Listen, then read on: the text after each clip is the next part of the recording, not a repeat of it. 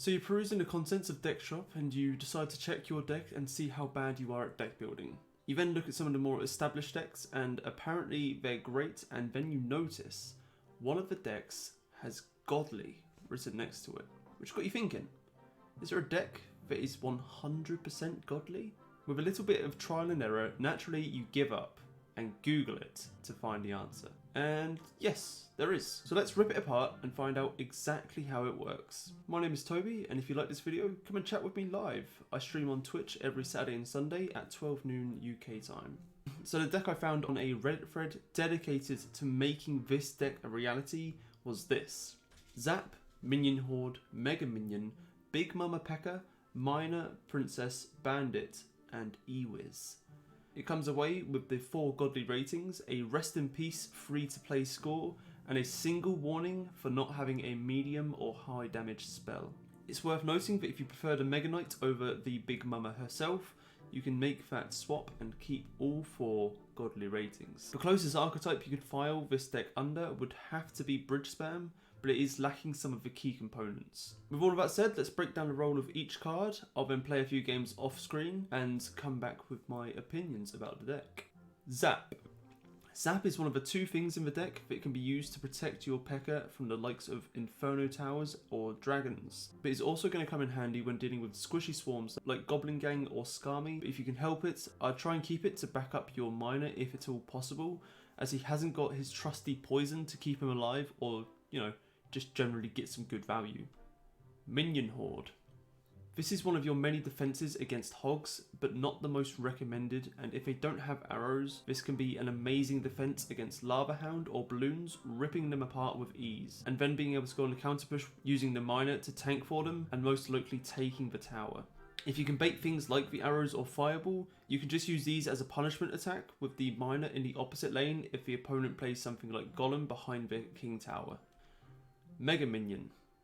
This heavy hitting minion has been hitting the gym and is ready to work her way through whatever comes her way. If the opponent has arrows or fireball, then the Mega Minion is a good alternative to work her way through a Lava Hound, maybe with an Ewiz to back her up. Big Mama P.E.K.K.A. This lovely lady will tear her way through any tank that an opponent sends at you, whether it be a Golem, Giant, a pesky rider, none are any match for her. Just be careful playing her if the opponent has a swarm like Goblin Gang or Skarmy. Miner. The Miner is the only card in this deck that can actually be classed as a win condition. Pop him on the tower to chip away at his health, but be wary about sending him in if you don't have Zap ready, as if he gets caught out by anything, you have no way to get any true value out of him. The Princess. I've sung the Princess's praise on a number of occasions in the past, but I'll say it again. She is, in my opinion, one of the best support cards in the game.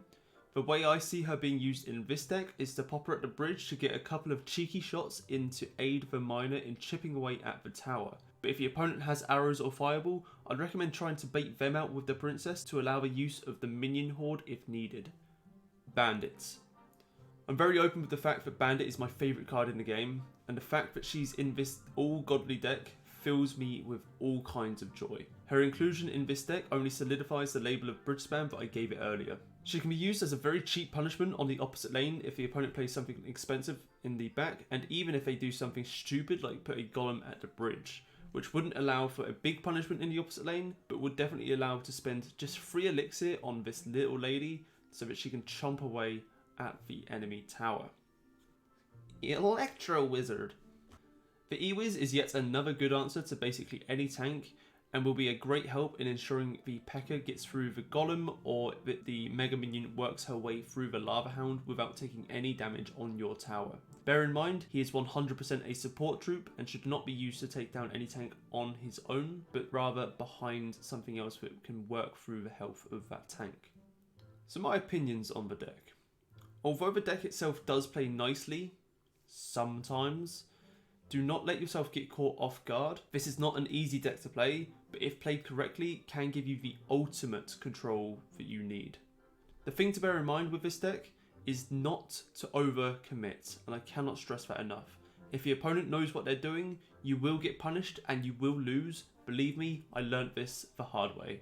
In terms of changes, While playing the deck, I did feel a distinct urge to put in a fireball or poison, 1 to aid the minor pushes, and 2 to help on defense. I also wanted to get rid of the Minion Horde in most games. Minion Horde is one of the cards that I really don't recommend taking in general, as there are simply far too many ways to kill them and get amazing value. Instead, I'd recommend taking the regular minions or just making this swap for the fireball or the poison.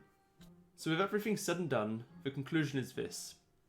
Deckshop.pro is a great website for finding new decks to use in the game, but just because the algorithm says that a deck is amazing, that does not mean it is. I was very excited to use this deck, and I must admit, although it was mainly losses, I had fun playing with this deck just because of the gimmick that led me to it. The deck does have some great potential, but the right changes need to be made to it first. For example, the minions for the fireball or poison that I mentioned earlier, and a troop that targets the tower. In a typical bridge spam deck, this would normally be the battle ram, but anything would do here. Stepping away from the all godly rating that was given to this deck, if people like this video, I'll be taking a look at other decks on Deckshop in the eyes of the algorithm, a step down and have 3 godly ratings and a single great to see how these shape up in the hands of an actual human being. There are many decks available with rating like this, and it would be a pleasure to actually sit down and see how good Deckshop are at giving out these godly ratings. So with everything said and done, if you'd like to have a chat about this video or maybe want to see me use this deck live on stream, hit me up on Twitch. I stream every Saturday and Sunday at 12 noon UK time, and I look forward to seeing you there. And as always, have a good day, have a good night, and hopefully I'll see you in the next one. So I'm rolling, man, trap, down thing, and yeah.